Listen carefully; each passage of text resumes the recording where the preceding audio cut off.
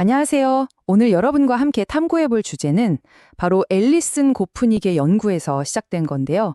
우리가 지능에 대해 가지고 있던 아주 기본적인 생각들을 완전히 뒤집어 버릴 수도 있는 정말 흥미로운 이야기입니다. 혹시 우리가 아기에 대해 안다고 생각했던 모든 것들이 사실은 거대한 오해였다면 어떨까요? 자, 바로 이 질문에서부터 시작해 볼게요. 아기의 마음, 그냥 우리 어른 마음의 흐릿하고 뭔가 좀 덜 만들어진 그런 축소판일까요? 아마 대부분은 당연히 그렇지라고 생각하실 거예요. 그런데 만약 그게 완전히 틀린 생각이라면요. 어쩌면 아기의 마음속엔 우리가 이미 잃어버린 완전히 다른 차원의 천재성이 숨어 있을지도 모른다는 거죠. 네. 그래서 이번 파트에서는 먼저 아기의 마음속엔 뭐가 있을까? 이걸 한번 살펴볼 텐데요. 우리가 흔히 아는 생각과 그걸 완전히 뒤집는 혁신적인 아이디어를 비교하면서 말이죠. 그쵸. 보통 이렇게 생각하잖아요. 아기들은 뭐랄까 아직 미숙하고 정신없고 되게 비효율적인 그냥 어른이 되어가는 과정에 있는 존재라고요. 귀엽긴 한데 정신적으로는 되게 혼란스럽고 미성숙한 뭐랄까 아직 프로그램이 덜 깔린 컴퓨터 같은 느낌? 그런데 말이죠. 만약에 그 정신없어 보이는 산만함이 사실은 버그가 아니라면요? 그게 오히려 완전히 다른 종류의 지능을 위한 핵심 기능이라면 어떨까요? 바로 이 지점에서 고프닉의 놀라운 주장이 시작되는 겁니다. 아기들의 그 산만함은 결점이 아니라 세상을 배우기 위해 최적화된 아주 고도로 발달된 전략이라는 거죠. 자, 그럼 이 새로운 아이디어를 어떻게 이해할 수 있을까요? 바로 랜턴 의식과 스포트라이트 의식이라는 개념을 통해서입니다. 말하자면 우리 인간의 뇌에 깔린 두 가지 다른 운영체제, OS 같은 거라고 생각하시면 쉬워요. 먼저 아기들의 의식, 바로 랜턴 의식부터 볼게요. 이건 말 그대로 랜턴 불빛 같아요. 주변 전체를 막 환하게, 은은하게 다 비추잖아요. 그것처럼 아기의 마음은 어떤 특정한 목표 없이 그냥 주변의 모든 정보를 경계 없이 쫙 빨아들입니다. 뭐가 중요하고 뭐가 안 중요한지 이런 필터링이 아예 없는 거예요. 그냥 순수한 학습 기계 그 자체인 거죠.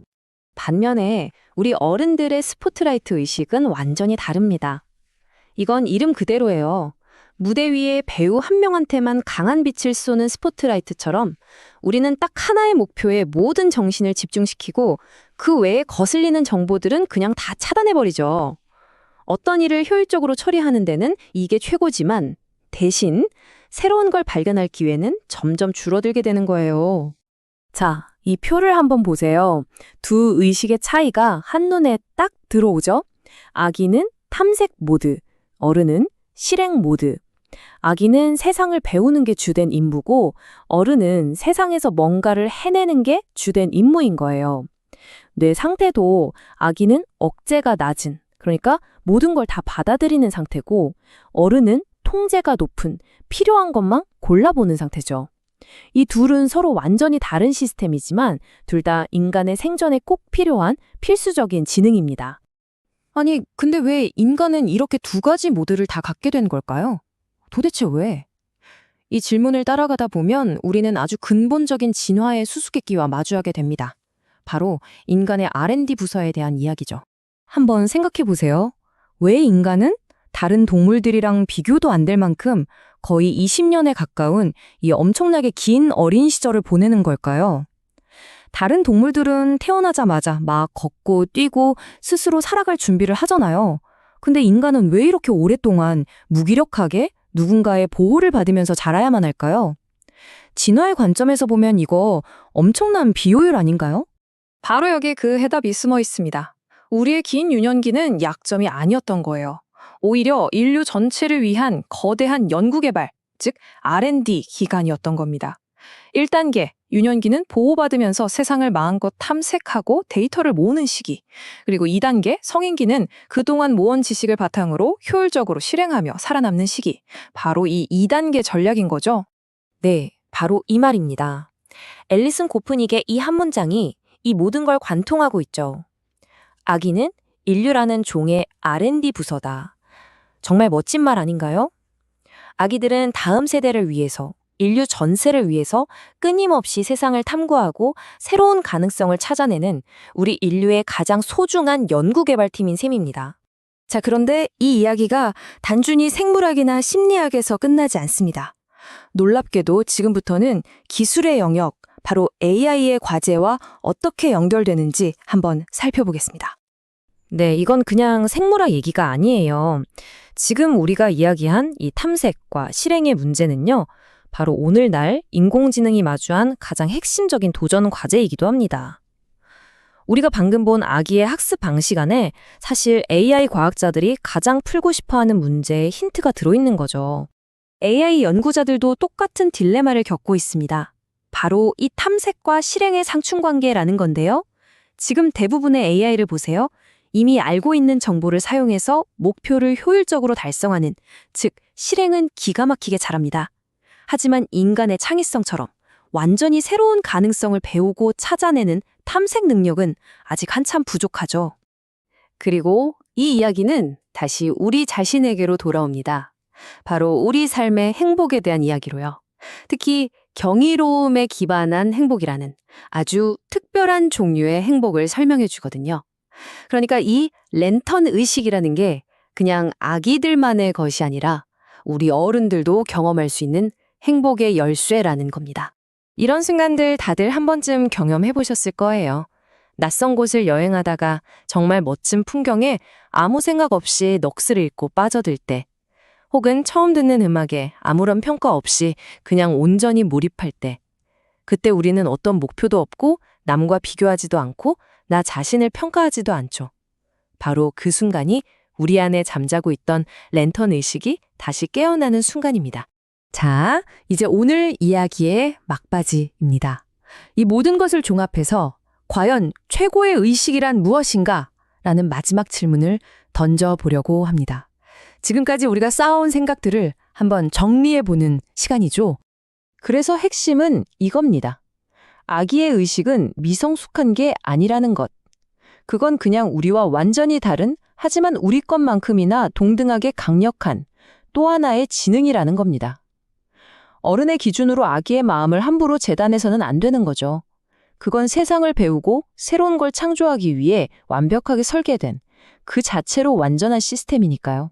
여기에 참 흥미로운 노아의 역설이 하나 있습니다.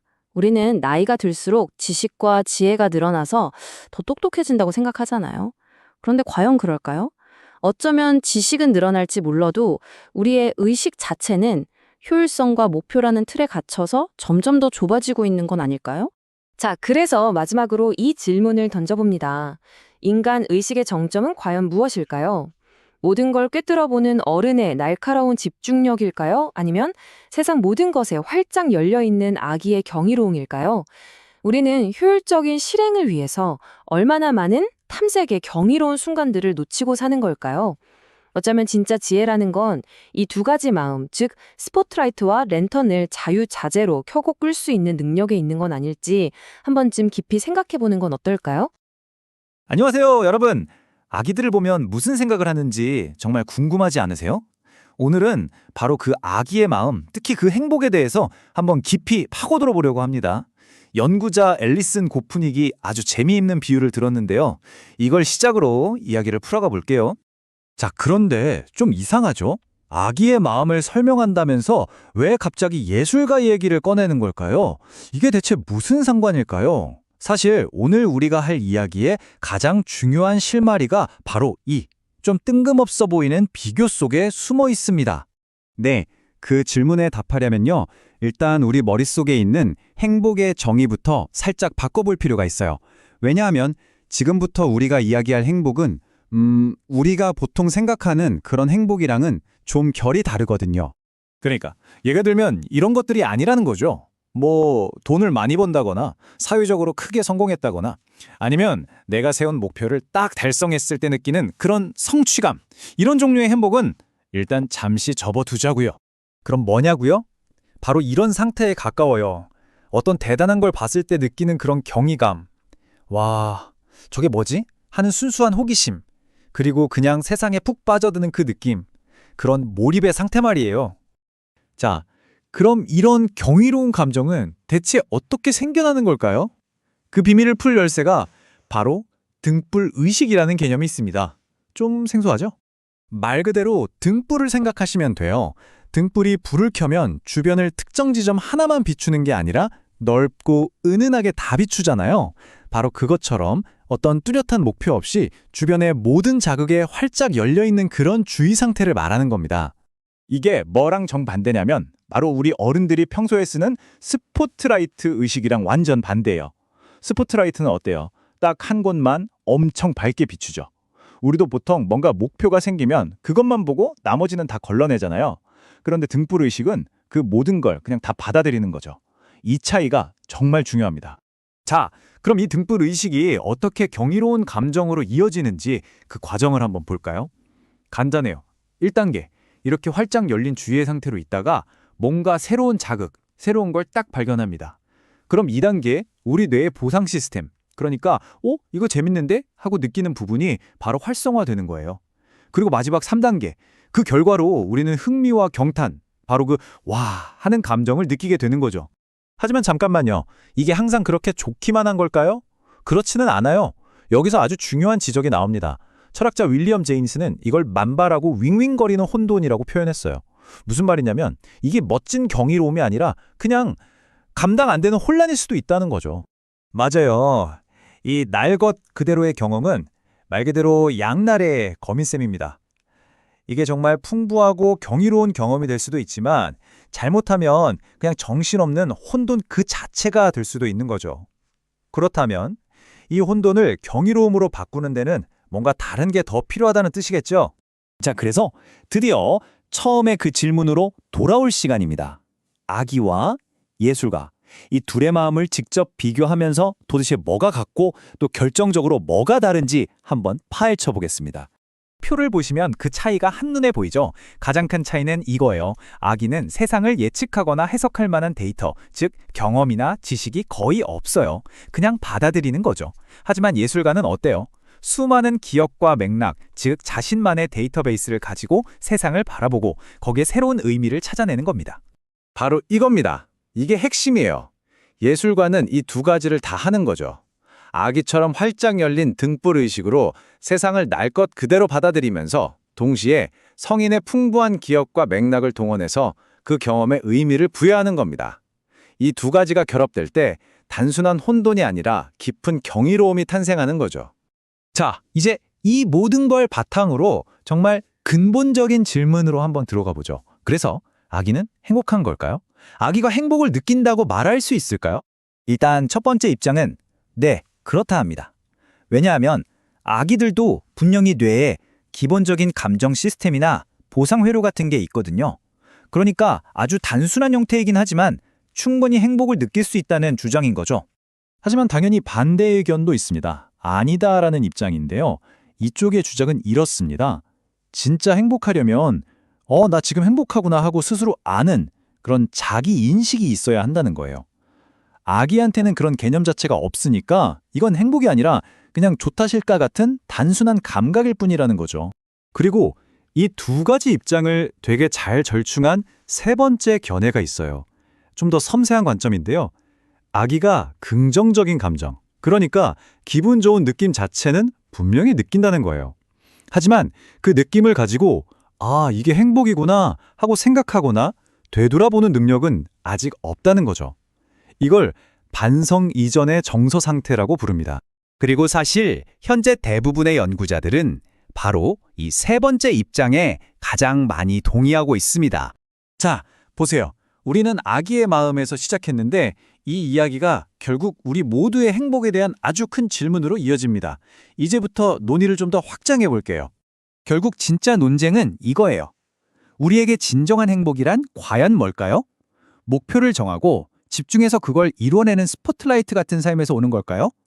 아니면 그냥 세상에 활짝 마음을 열고 그 순간순간을 순수하게 경험하는 등불 같은 삶에서 오는 걸까요? 정말 흥미로운 건 이게 그냥 철학적인 질문에서 그치지 않는다는 점이에요. 최근에 여러 연구들이 이와 관련된 아주 재미있는 단서들을 보여주고 있거든요. 예를 들어 명상이나 자연을 깊이 체험하는 것, 심지어 일부 환각제에 대한 연구들까지 공통적으로 뭘 보여주냐면요. 나라는 자아 감각이 약해질수록 역설적으로 행복감은 더 커질 수 있다는 겁니다.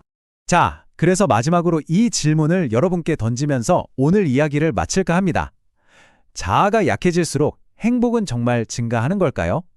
어쩌면 진짜 행복은 나라는 존재를 더 뚜렷하고 강하게 만드는 데 있는 게 아니라 오히려 그 나를 잠시 내려놓고 세상과 온전히 하나가 되는 그 경험 속에 있는 건 아닐까요? 한 번쯤 우리 각자의 행복에 대해 깊이 생각해 볼 만한 질문인 것 같습니다.